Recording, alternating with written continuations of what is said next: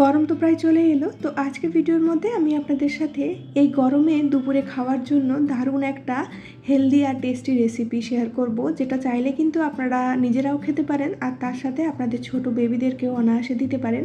আশা করি আপনাদের বাচ্চারা এই রেসিপিটা খুব পছন্দ করবে। নমস্কার সবাইকে, আমি পৌশালী সানশাইনের আবারও নতুন একটা ব্লগে আপনাদের সবাইকে জানাই অনেক স্বাগত। আশা করি আপনারা যে যেখান থেকে আজকের ভিডিওটি দেখছেন খুবই ভালো আছেন আর সুস্থ আছেন। তো আজকে ভিডিওর মধ্যে আমি আপনাদের সাথে শেয়ার করব কার্ড রাইস, মানে দই ভাত যেটাকে আমরা বলে থাকি। তো আমি আমার মেয়ের জন্য আর আমার গোপালের জন্য আজকে দুপুরবেলা কার্ড রাইস বানাচ্ছি, তো সেই রেসিপিটাই আপনাদের সাথে শেয়ার করছি। তো চলুন তাহলে রেসিপিটা দেখে নেওয়া যাক, তারপরে বাদবাকি কথা হচ্ছে। তো প্রথমে কড়াইতে আমি অল্প করে একটু ঘি নিয়ে নিয়েছিলাম, তার মধ্যে জাস্ট একটুখানি আমি হিং দিয়েছি আর সর্ষে ফোড়ন আর একটুখানি জিরে ফোড়ন দিয়েছি। তো সেটাকে ভালো করে নাড়াচাড়া করে নিয়ে এর মধ্যে আমি গাজর দিয়ে দিয়েছি। গাজরটা কিন্তু অপশনাল, আপনারা চাইলে দিতে পারেন, নাও দিতে পারেন। তো গাজরটা দিলে কি হয়, বাচ্চাদেরকে এই খাবারটার মধ্যে একটুখানি সবজিও খাইয়ে দেওয়া যায়। তো একটু ভালো করে নাড়াচাড়া করে ভেজে নিয়েছি। তারপরে আরেকটা বাটিতে আমি একটুখানি দই ফেটিয়ে নিয়েছি, তার মধ্যে ওই ভেজে রাখা গাজর আর ওই যে মশলাটা আছে ওটাকে দিয়ে তার মধ্যে ভাত দিয়ে দিয়েছি। ভাতটা আমি আগে থেকেই তৈরি করে নিয়েছিলাম আর ভালো করে নাড়াচাড়া করে অল্প একটু নুন মিশিয়ে নিয়েছি। চাইলে অল্প করে একটু চিনিও দিতে পারেন, কিন্তু আমার মেয়ে চিনি খুব একটা পছন্দ করে না বলে আমি আর দিইনি। তো প্রথমেই আমি এখানটায় গোপালকে ভোগ দিয়ে দিচ্ছি, তারপরে মেয়েকে খাওয়াবো। আপনারা যারা এখন থেকে আমার ভিডিওটি দেখা শুরু করেছেন তাদের সবার কাছে আমার একটাই অনুরোধ, ভিডিওর মধ্যে যদি কোনো অংশ আপনাদের একটু হলেও ভালো লেগে থাকে তাহলে ভিডিওটিতে একটা লাইক দিয়ে পুরো ভিডিওটি জুড়ে আমার সাথে থাকার চেষ্টা করবেন। আর প্লিজ কমেন্ট করে জানাবেন ভিডিওগুলো আপনাদের কাছে কেমন লাগছে। আর আপনারা যারা আমার ভিডিওর মধ্যে এত ভালোবাসা দিচ্ছেন তাদের সবাইকে জানাই অসংখ্য ধন্যবাদ আর মন থেকে অনেক ভালোবাসা আমাকে আর আমার পরিবারকে এত ভালোবাসা দেওয়ার জন্য।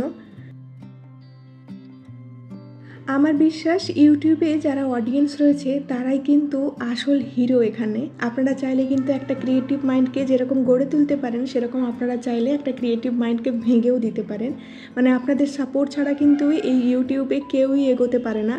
তো আমি মনে করি ওই 9 to 5 জবের মধ্যে যেরকম বসরা রয়েছে, যার আন্ডারে সবাই জব করে, সেরকম মনে হয় ইউটিউবে আপনারা হচ্ছেন বস, মানে অডিয়েন্সরা হচ্ছে বস, তার আন্ডারে যত ইউটিউবাররা আছে তারা কাজ করে। আপনারা না দেখলে হয়তো ইউটিউবে কেউই এগোতে পারবে না। তাই এই ভিডিওর মধ্যে দিয়ে আপনাদেরকে নতুন নতুন ইনফরমেশন দেওয়া হোক, এন্টারটেন করা হোক, সেটা আমাদের প্রত্যেকেরই কর্তব্য। তো আমি তাই প্রত্যেক দিনই চেষ্টা করে থাকি ভিডিওর মধ্যে নতুন নতুন কিছু দেওয়ার জন্য। আর আপনারা তাতে স্যাটিসফাই হচ্ছেন কি না সেটা কিন্তু আমার জন্য জানা খুবই জরুরি।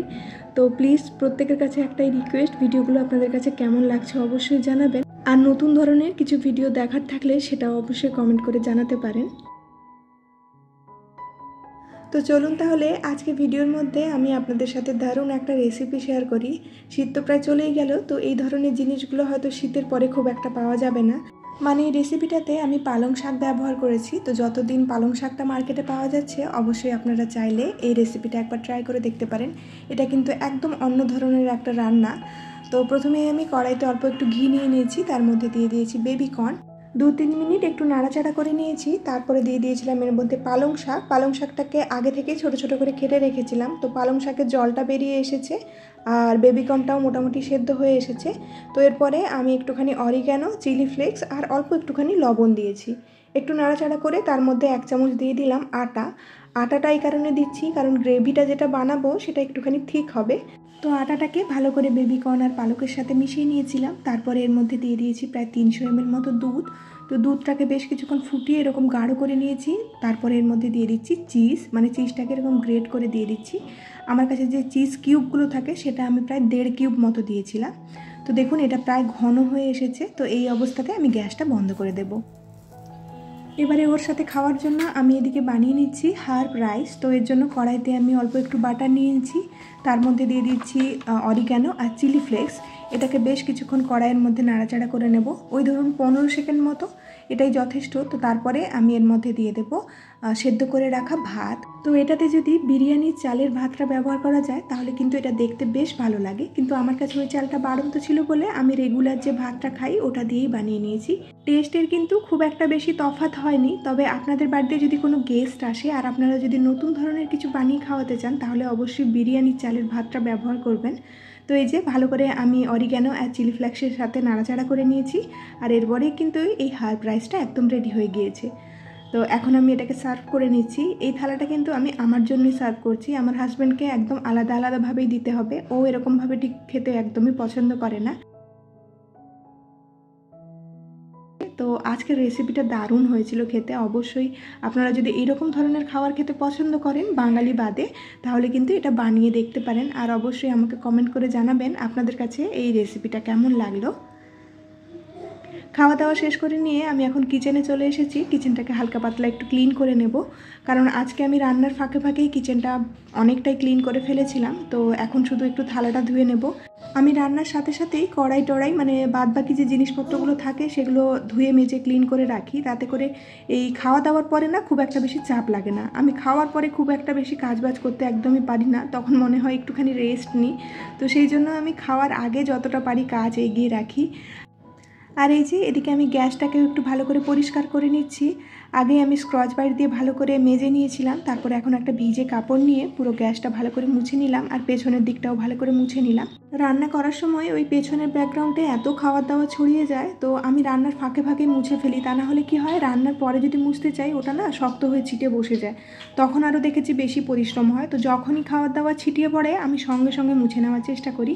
আর ওই গ্যাসের নিচে যে প্লেটটা থাকে সেটাও না আমি প্রত্যেক দিনই ক্লিন করে থাকি, কারণ খাবার দাবার রান্না করার সময় ওই নিচের দিকে খাবার দাবার একটু আধটু হলেও পড়ে যায়, আর ওই প্লেটটা বড্ড বেশি নোংরা হয়ে যায়। তো সেটা এই জন্য আমি ক্লিন প্রত্যেক দিনই করে থাকি।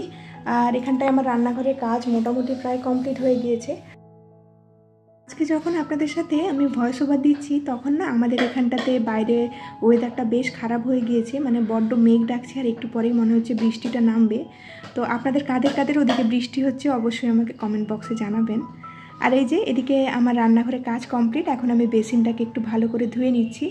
আমার এই বেসিনটার না সাইডে একটু একটু কালো কালো অংশ হয়তো আপনারা দেখতে পাবেন। তো বেসিনটা মাঝখানে একটুখানি খুলে আসছিল, তো আমার হাজব্যান্ড এটাতে হোয়াইট সিমেন্ট দিয়েছে, তো তার জন্য এই জায়গাটা কালো হয়ে আছে। দেখতে তো খুবই খারাপ লাগে, কিন্তু এই মুহূর্তে আমার কাছে করার মতো কিছু নেই। তো এটার আমি কিছু একটা সলিউশন ভাবার চেষ্টা করছি, কারণ এই জায়গাটা আমার দেখতে নিজেরও বেশ খারাপ লাগে।